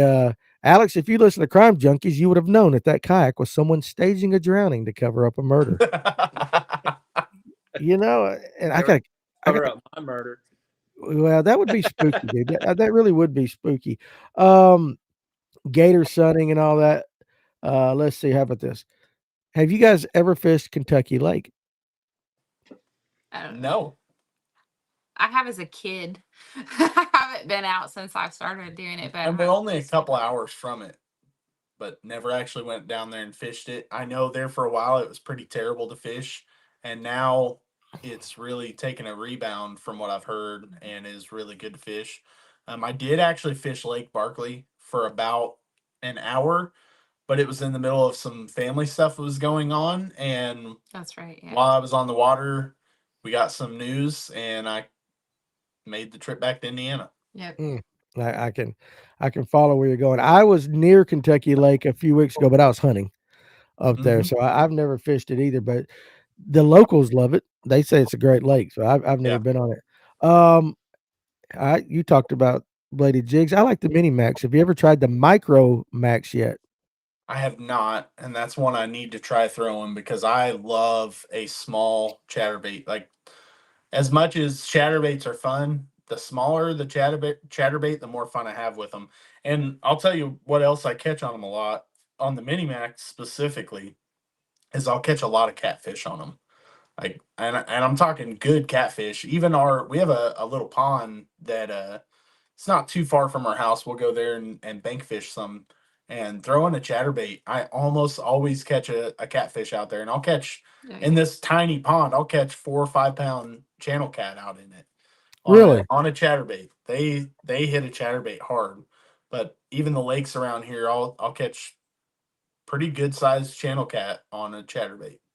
I like it right there. Aquaholic wants to know, you guys catch any perch? Well, I mean, what are you calling a perch? Are you calling Okay, a yeah, perch that's an true. actual yellow perch? Okay, Yeah, one of no. them little bitty boogers that get about yay big, got the lines up and down the side. That's yellow perch. And no, we don't have them in our area. I would have to travel pretty far north here in Indiana to get into them. Do you guys fish through the winter? Because I gotta imagine. I mean, I've been in Illinois hunting and all that. I know how it's a different kind of cold up there where you guys It are at. is very. It's different. And but do you guys fish through the winter? I fish until there's too much ice to get out. Yeah. I am I never not think quite I as tough as he is. I'm not afraid to admit that. I do have my limits. When it's below about 35, I can't handle it, and so I suffer through. No, I get it too. Alex, you fish all winter. Hell Pretty yeah. much, don't you? Hell yeah, like that. What's up, Justin Spees? But on the kayak, do you take special precautions in the winter when you're out there? And if so, what are they? What are you Yeah. laughing? What are you laughing at, Alex? Because I know that I should. Yeah, But you Oh. should. I'm not the safest person out there in the wintertime. Okay, all right. Well, we won't ask you that question. And Chase, what do you do? What do you do in the wintertime? You know, when you're For fishing a me, kayak. so like when I'm summer fishing, I mean really spring, summer, fall, I've always got, just regular water shoes that I'm wearing out there. When it comes to winter, I actually wear some like hiking boots that are waterproof mostly. Of course, you can get some water through the lacing areas. Wear thick wool socks. So full wool socks is what really makes a difference. I'm wearing a couple layers of clothing, keep a spare layer of clothing on the kayak with me in something that will keep it from getting wet. And then even some fire starting material just for, what if I were to turn it over. I mean, my kayak is sturdy enough. I'm not going to turn it over unless I do something stupid. And I did something stupid about 2 months ago. And I didn't really turn the kayak over. I kind of came out of the kayak. But I'm gonna make less stupid moves in the winter. I'm not gonna make those moves. But Right. I mean, when you even like right now, if you go out and it's 30 degrees, well, let's just say I was out with my boys and we were shooting 22s the other day, and it was pretty cold, snowing, blowing, and loading a magazine for a Ruger 1022 was a lot of work on my fingers that weren't in gloves. So that's when I'll even bust out gloves on the kayak, and that really almost never happens. But when it's really cold, I'm gonna have gloves on, and just keeping that dexterity is really important. Yeah. I've always got my waterproof boots on. I got the NRS boundary boots. I always wear synthetic, but I wear way too many layers. I wear a heated vest. Yeah. But the only cotton you'll see me wearing out there, besides like my face covering and my hat, is a hoodie. Yeah. Other than that, it's all synthetic clothes because I know if I'm out there wearing sweats and stuff, I'll just sink like a brick. Yeah. I do carry a change of clothes and a towel and a fire starting kit. Yep. I don't wear a dry suit or a wetsuit. I don't either. No. God, I would hate to know what I would look like in a wetsuit or dry suit. Well, a wetsuit, people You think know, that a wetsuit protects you when it's cold outside, but it's really not going to do but anything. they're not contour, friendly and all that stuff like that. The dry suits are a little bit different. Mhm. They're not as form fitting.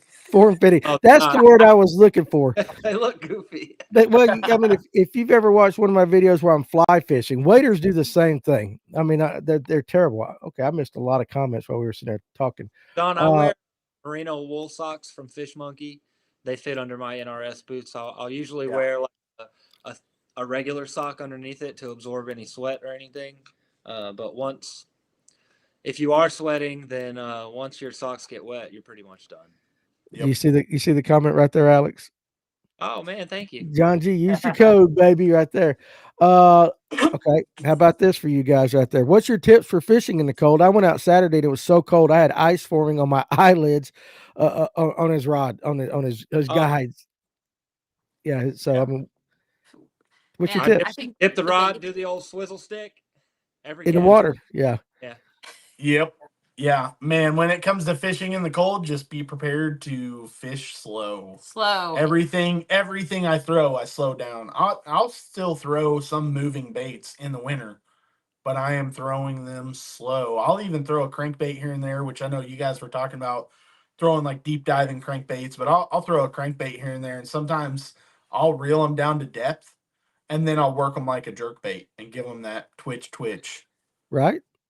I normally that would be well, Justin Spees is on TikTok. He goes, "What's cold?" But I think he grew up in Pennsylvania or something like that. So Yeah, that's cool. different cold and all that. But one thing that I learned this year with the jerk bait, we talked about the wacky worm, and I am patient. If I'll let that thing sink slow and all that. But when I throw a jerk bait, I got no patience for that. Getting it down, jerk, sit there for 10 seconds. I don't know Yeah, why. It's a mental if block. I'm throwing a jerk bait in the cold water, I'm giving it at least 15 seconds before I pop it again. Crazy. Yeah. Let me tell you what I started doing is I started just reeling it. Like you probably don't throw some bills or anything like we did, but I just kept throwing it out there and just started reeling it. Yeah. But we have spots and they're dumb and they hit all winter like that. They don't care. And I was And catching that them better. Yeah, and that does make a huge difference because even the other lakes we fish, even though we have some like lakes that are a little bit more overpopulated in largemouth, when it gets cold, they go tight-lipped. And that's what all the people I talk to that fish spots are like, "Oh man, you go fish spots in the winter, you're still going to get them to bite." And I'm like, "Man, I I think wish we had water that had spots in them." that'd be cool. The It's biggest thing I learned, sorry. no, go ahead.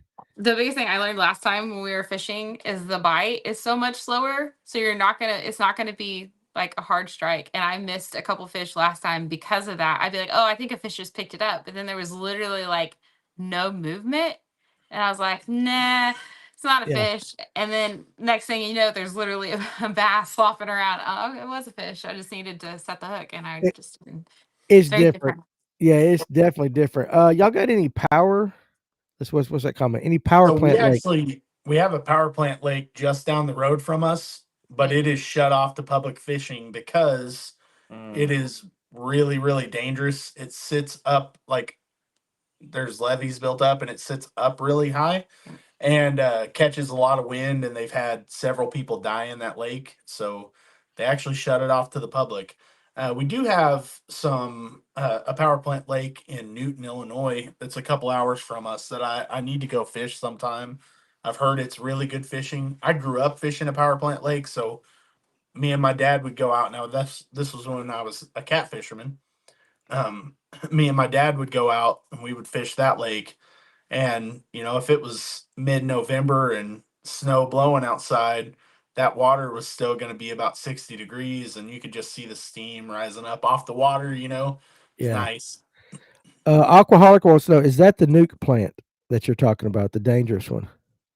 Oh, he's on No, TikTok. no, it is not. It No. is not. Okay, there you go. Aquaholic, it is not. Spots piss me off when I'm trying to measure them. That's the thing. I will tell you this, like over the next he meant the Illinois one. I'm sorry. He was asking about the Illinois. I'm not positive. I'm not positive if it may be. I've Okay. never been out there. What I was gonna say when you were talking about the winter fishing and spots and all that, when we were talking about that is you will see some of the biggest, now of course I say bags, weights, all year long will be in December up to the spawn. Spawn's a totally different thing. Yeah. But in the winter around here, because big spots, they eat all winter long. And Yeah. it's absolutely crazy. We got to get him down here. Alex, you got to get them down here somehow. I think it would be eye-opening because Oh, they Oh can yeah. fish, she needs to throw some wacky worms around some of these docks on Lanier. yeah. I'm And game. I'm game. Yeah, we don't fish docks at all, so that would be pretty new to us. Yeah, we They're, don't oh, they're have really? floating that docks really. too. There are no docks. No. No docks. Well, okay, so you don't have to do a lot of skipping then. No, Mm-mm. You're I right up my can alley. I'm I can terrible at it. skip a little bit here and there, but I am not good at it at all. And I don't know if she's ever even tried. It Yeah. depends. It depends on if you call that skipping or not. So that kind of leads Alex into kind of like the different lakes that we all fish, the different techniques that you got to be good at. Lanier's just one of those lakes. A lot of our lakes that we got spotted, docks, and we're trying to get up under them. skipping's a totally different thing. Alabama, they skip a lot, but up here, I guess in Southwest Indiana, it's a totally different world. Yeah. It's It's just kind of smaller lakes. You just pull in there's no dock to fish under. Yeah. So Yeah, no. half of ours don't even have boat ramps. We're just dragging the kayaks down into them. All right, listen, I get it. Let's see. True that. Let's see. That catfishing is the best on the meow. I don't even know how to say that. Meowtown, Meowtown, Meow Mountain. He meant to say mountain. Okay, well he spelled it Meowtown. You never know. All right, so we're kind of getting on in late night. Let me ask you this: what is your goals as far as with your social media, and you two doing things as a couple, and then what are your goals as far as the tournament fishing and everything? So ultimate goal is I would love to make a career out of this. It's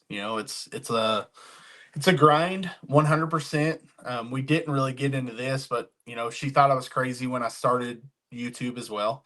I started videoing and deciding to start posting to YouTube, and she thought I was crazy then too. But she bought me a GoPro, and Mhm. we kind of went from there. And when I first started posting, I it was pretty cool when I was like, oh, hey, I've got like 15 subscribers, and seeing that slowly grow. Now I actually just over the weekend hit 2,000 subscribers. So still a Congratulations. long way to go to get to anything real. But man, that feels so awesome. It felt like a stretch that I didn't think was going to actually happen, and seeing that growth happen. I've got over 200 full length videos now on here along with our podcast. We do a live stream normally on Monday nights, and so we've got quite a few built up in here now, starting to get the hang of it, starting to get paid on a few social medias now here and there. Not Mhm. much, but hey, a few here and there.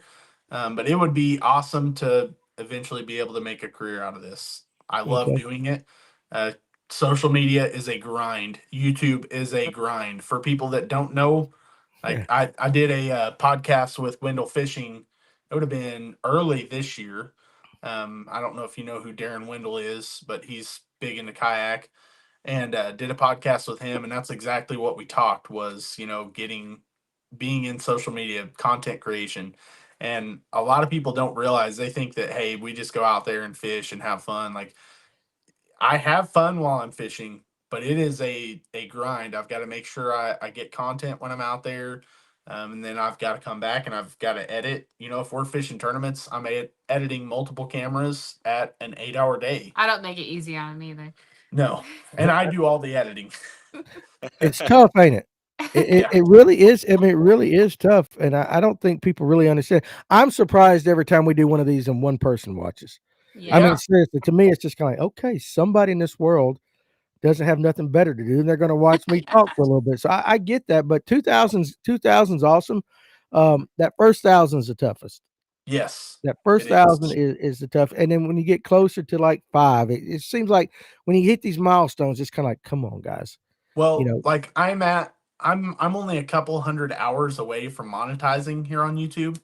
So, like, seeing that last couple hundred hours click away is so tough, because you're like, oh, I just had a good day and I gained like 15 to 20 hours. And then the next day you're like, oh, but this video is 365 days old now, and those hours are all starting to tick off. So, Yeah. it's like that grind of seeing that almost there, and you're like, I can almost reach that goal, and then it pulls away from you a little bit. So I I've get been it. really trying to make a push lately to try to get that last couple hundred hours and hit the monetization goal.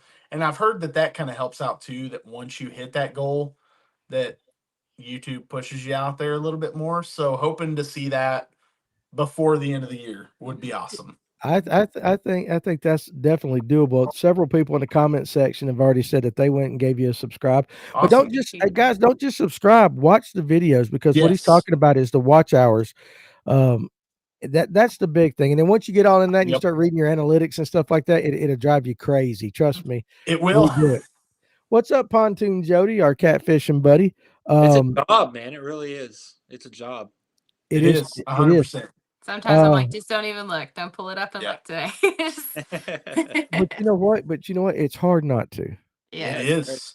It is hard not to. What's the move on Lake Lanier right now? Parker wants to know. Alex, I'll let you give that. I was dragging ditches and road beds this weekend, and I did pretty good. I was thinking road beds for Saturday. Yeah. That was already in my mind, is finding some road beds because they will stack up on that. But whatever you want to fit, whatever is good, you can fish it. Again, tell everybody what your socials are again. Yeah, so you can find me on Southwest Indiana Outdoors. Again, follow me Facebook, YouTube, TikTok, Instagram, all of those. I love YouTube. I feel like I've grown a really awesome community through YouTube. Mhm. So would love to see more added to that community. But Facebook has been seeing a lot of success lately, seeing a lot more growth, making more connections on there, and slowly seeing Instagram start to grow. That's, to me, that's the toughest one in my opinion. Yes. But yeah, By so far. Southwest Indiana Outdoors, give me a follow, give me a sub, watch some videos, would love that. Yep. Absolutely. And We'll you do can that. follow her as well on Instagram and TikTok at the Classy Kayaker. You can follow her on YouTube also. But I don't post long form content. I just go live. I'm gonna get her to at some point. It is this work now. And I'm gonna ask you guys this. Parker wants to know what is a road bed, and again, I'll answer that for around here. Do you guys have those up there in any of your lakes? Now, we actually do a little bit in one of our lakes, and I assume what you're talking about is literally an old road Yeah, where that's where the lake has come up. Yeah, we do have yeah. that in one of our lakes. Probably some of our bigger lakes that used to be towns. Yep. There's, Lake Monroe, the biggest lake in Indiana. There used to be a town there at one Yeah. point. Yeah, for sure. Parker, that's what it is. It's basically an old road, and when they flooded the lake, it became part of the bottom of the lake, and it still has that structure. And sometimes, where do you find those? A good place to find them is, I will tell you this, old school paper maps. Yeah. They're really good because they'll show the road beds and all that. I don't know. You find them real good on your side imaging too. Side imaging, and you can see them, Parker, too. Like if you have those, you'll see flat. It's kind of like the drop offs. Think about a road you're driving down, how you kind of have the ditches off the side. Same thing they had back then. And anyway, let's see real quick. South of Lanier has them too. You can find them in Baldridge Marina. They're everywhere on Lake Lanier. And I imagine, like you said, the bigger the lakes where they flooded towns and the impoundments like that, they all have road beds for sure. Let's see. Fashizo says, I remember when there were no thresholds to be monetized back in 2011, 2012, roughly. It's changed a lot, and it's continually changing. The algorithm just changed again. Yes, Trust me, we're all chasing the algorithm and all that. So, let's get you one more question for the night right here. What's something you'd like to see in the kayak fishing world that hasn't been invented or made yet? Damn, Silver Punk, that's a tough one right there. What do you want to see that hasn't been invented or made yet? Maybe this is a chance for you to make some money on that. So we're more into the needing to see some things that are already invented. We're ready to motorize. Yeah. I don't know about what I want to see that's not been invented yet, because there's still a lot of things that have been invented that we've not got to see in person and experience. So I like I that. can't think of anything that I'm just like, man, I really wish I had that. I don't know. Well, I mean, I can't think of things I wish I had, but like as far as like that's not out there. Yeah. What about you, Alex? Because I mean, your boat's decked, dude. You got about everything. Yeah, exactly. Oh, he's got a beautiful kayak. I mean, it is. Off of that thing. Listen, but it's nice. But what's something? I mean, you got everything pretty much, dude. Is there something you'd love to say? I'd like to change. I'd like to see a few things change here and there, but I mean, really, if you can think of it, it's there.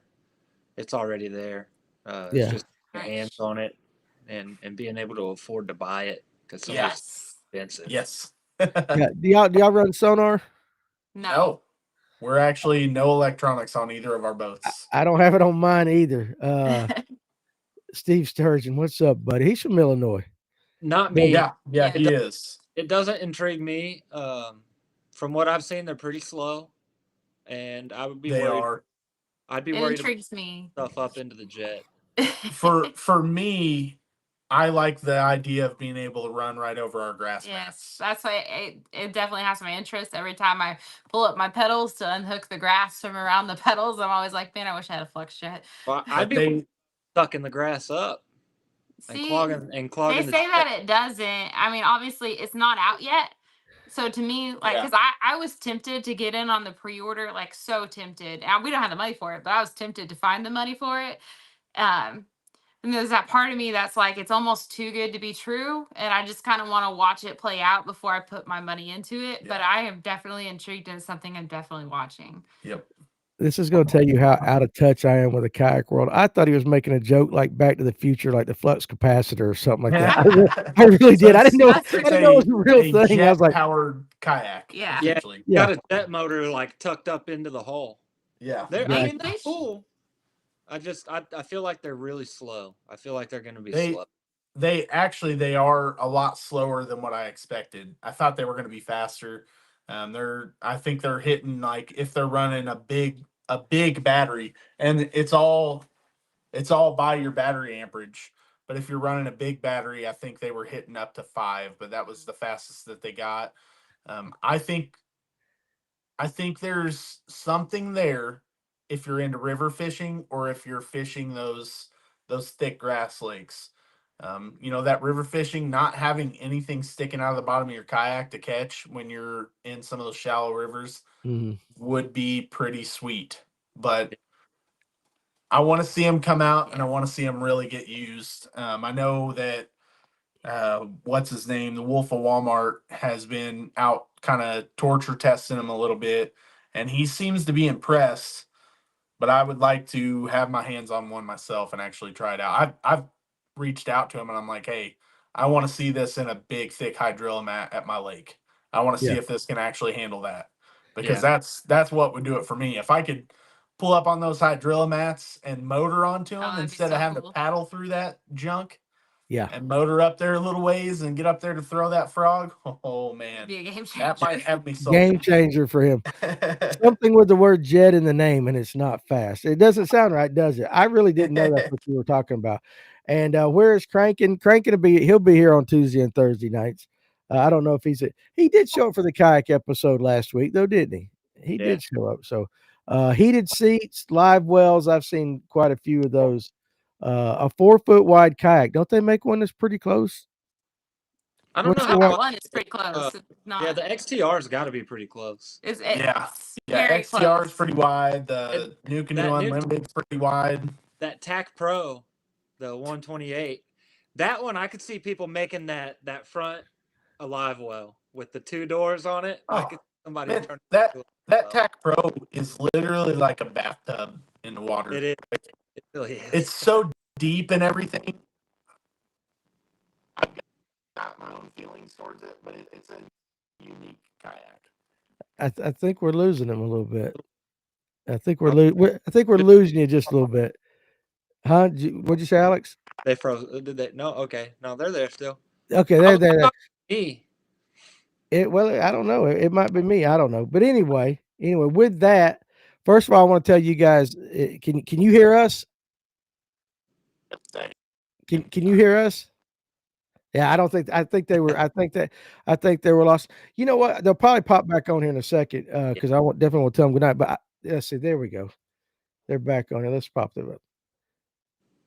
They must have locked. Can you hear us now? It's coming through again, man. I don't know what was wrong there. Yeah, I can That's hear you all right. now. Hey, listen, it happens, and that is the joy of doing it live. We have lost cameras, power, you name it. It has happened. Back before we had fiber and all that. Oh my goodness, you could hear us talking, but the screens would freeze for 20 minutes and all that. And people they kept on listening and stuff. But we were getting close to the end of the night anyway, and I just wanted to say, there they went again. Well, I think the mic is done. I dip, you dip, we dip for sure. I was going to tell him goodbye. I do think though, Alex Alex, you were responsible for finding this couple and all that, and I think it's kind of really refreshing the type of guests we normally get, and these they just like what they're doing, man. I mean, it seems like they're having a whole lot more fun than a lot of us. Yeah, that's one of the things. every time they're out there, they're just enjoying themselves. Whether it's a tournament, fun fishing, whatever they're doing, they're just out there having a good time. Yeah, and I think that's pretty cool. Now, we'll give it a few minutes just in case they come back. I don't want to end the stream in case they pop back on, so we'll give them a minute too. What are you doing this week as far as fishing? Saturday I have a Christmas party. I was gonna do the Toys for Tots, but I found out that the Christmas party was on the same day, so I have to go do that. I know. I You know. guys are lucky. You guys are lucky. I don't know, man. It's gonna be cold out there though. Yeah, so I'll probably be out Sunday as long as it ain't raining. Yeah, and listen, I even pulled up this for you guys right there too, captions, and I was going to do a ticker. This is my weather forecast for the week. Just read it. It is. It's gonna rain tomorrow. That's it. What's the weather forecast? Pretty much sucks. It's going to rain. It's going to be cloudy. It's going to be dreary. There might be a day or two. Let's see. They pop back. I think they're back on here. Let's see if we can pull them back up. Are you there now? All right, you got us. Yeah, it was like I was telling Alex, like, I don't want to end the show because I know they're going to come back, and I want to make sure I got a chance to say that. We were going over our weather forecast, as you can read on the ticker down here for Georgia. The weather this week pretty much sucks. Rain, cold, cloudy. The highs are going to be in the upper 40s. We got that tournament on Saturday. It's going to be 40 degrees. You get in these boats. That's the one thing, kayaks, you guys, I fish electric only too. We don't go very fast in our electric only rigs unless you carry bell. But we're going to be on that boat blasting off Saturday morning, and it's going to be like miserably cold. Oh, yeah. No joke. It's going to be terrible. What's the weather like up there this week? We're actually supposed to get a lot of ice and snow, possibly some snow tonight. Overnight. So Gosh, yeah. Well, little ice, little snow. I think the high today was like 30, like 35 or something. Whoa, man, that's cold. Just makes me feel and it was like windy. That. Yeah, see, I can handle the cold. I can handle the snow, all that stuff. It's the wind. Yeah, and I'm a little bit older than you guys. The wind gets me now like no other. So let me check real quick. 0 degrees for me in Illinois on Thursday. That's Steven right there. Yeah. He's like northern Illinois, if I remember right, or at least quite a bit further north than where I'm from in Illinois. Yeah, let's see. It's snowing here. I'd rather have rain. I know we don't get that much. Snowing. Steve's also upset because he's waiting on a laptop right now, and that snow is hampering that. Oh, I got you for sure.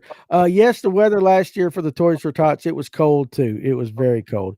But anyway, guys, listen, I wanted to tell you guys, thank you very much. I'll tell you what I told Alex while you guys were off. I said, we get a lot on our podcast from pros to a lot of local guys and all that. And I told him you guys were one of the more refreshing to me guests that we've had because you can see that you guys love what you do and you're having fun with it. And that's we need more people to be like that. Alex, don't you think? I mean, just straight up. 100%. People get caught up in it too much, whether they're doing it for the views or trying to go out there and win the money and get the clout. It's nice to see somebody who just wants to have fun. Yeah. And I will tell you what, we will do our best to help you get those last few hours that you need, whether you're crooked or whatever, however you went like that. Like, listen, it's too late in the night. This is the time of night when everything starts totally getting crazy. I don't know what is going on now. It is all right. It is all right. So, but anyway, we're going to end the show like that. But seriously, you two, thank you very much for spending some time with us. I thoroughly enjoyed it. I hope everybody else did too. And I look forward to having you guys back on down the road and just see how you've progressed. Especially you, hon. I want you to just start whipping him in the tournaments. I think that would be fantastic. Goal. I'm so ready for it. Ready for it. I want you to come on and say, you know what? I kicked his butt with a wacky rig all day long. I had 100-inch. What is it? Ain't that the milestones? 100 inches would be a great day. Yeah. I would love to see you break 100 and just say, you know what, Danny? Hey, wacky one all day, baby. So anyway, thank you guys. We will definitely do our best to help you out. And if you need us for anything, don't hesitate to reach out. And any way we can help you grow and enjoy what you guys do, let us know. And so we absolutely appreciate it. And Alex, of course, thank you for coming on tonight. And guys, thank you in the comment section. Now tomorrow night on the live well, we got Luke Palmer on Bassmaster Elite, and we're gonna pick his brain and see if we can figure out how to catch more bass. And I will be doing a lunch break tomorrow. So 12 o'clock, we will be going live, and I will be pontificating on whatever I wake up to think about. So, but anyway, great show. Just subscribe to them. Absolutely, Steve. That's awesome. So, guys, thank you very much. Alex, thank you very much. You in the comment section, thank you very much. Y'all enjoy the rest of your evening.